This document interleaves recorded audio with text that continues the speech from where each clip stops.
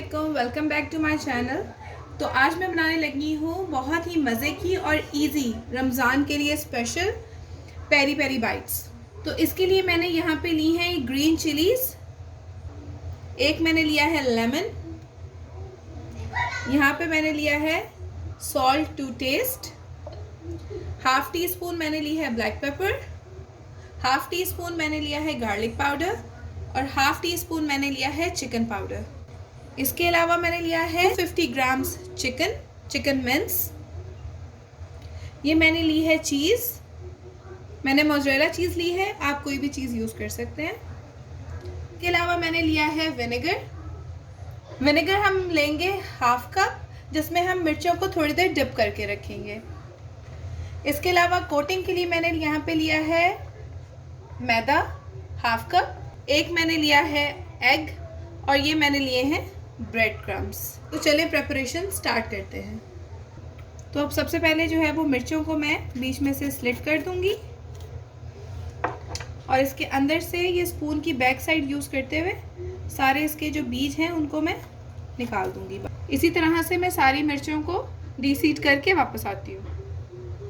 اب یہ ساری مرچوں کو میں نے ڈی سیڈ کر دیا. اب اس کے اندر میں ڈالوں گی 1 کپ واٹر اور یہ ہاف کپ کے قریب سرکہ ڈال کے اس کو 10 منٹس کے لیے ایسے چھوڑ دوں گی. یہ جب تک تھوڑی دیر اس میں پڑی نہیں ہے جب تک ہم چکن پریپیئر کر لیتے ہیں. پین میں ایڈ کروں گی 2 ٹیبل اسپون آئل. اب یہ آئل تھوڑا سا گرم ہو گیا، اب اس میں چکن ایڈ کر دوں گی. ابھی چکن فرائی ہو گیا ہے، اس میں اب میں مسالے ایڈ کرتی ہوں.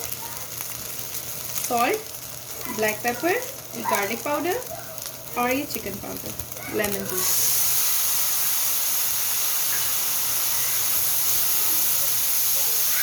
بس اب اس کو 1 سے 2 منٹ کے لیے میں فرائی کروں گی اور پھر یہ ڈالوں. یہ چکن ہمارا کوک ہو گیا ہے. اب ہم مرچوں کی فلنگ سٹارٹ کرتے ہیں. اب ان مرچوں کا میں نے سارا پانی ڈرین کر کے ان کو پیپر ٹاول سے اچھی طرح سے اس کو خشک کر لیا. اس میں بالکل بھی پانی نہیں رہنا چاہیے. اب میں یہ مرچ اٹھاؤں گی، اس کو بیچ میں سے اوپن کر کے اس میں سب سے پہلے میں چکن کی فلنگ کروں گی.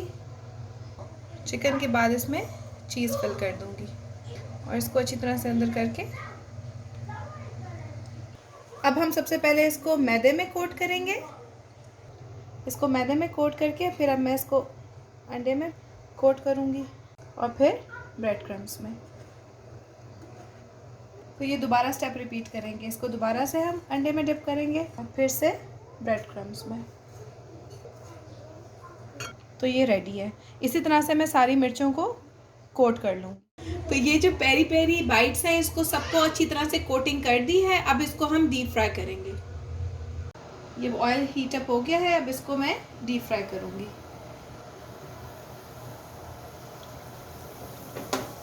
اس کو فل فلیم پہ ہم ڈیپ فرائی کریں گے اور اس کو زیادہ ہلائیں، اس کو چمچ سے نہیں ہلائیں گے ورنہ اس کی کوٹنگ اتر جائے گی.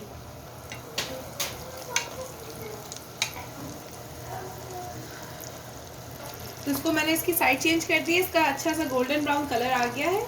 اب بس 1 منٹ دوسری سائڈ سے تھوڑا سا ہی گولڈن ہو جائے گا تو اس کو میں ڈش آؤٹ کر دوں گی. تو یہ ہماری ڈیلیشیس سی پیری پیری بائٹس ریڈی ہیں. میں ان کو کٹ کر کے آپ کو دکھاتی ہوں. Okay, take care of your self. Like and subscribe to my channel. اللہ حافظ.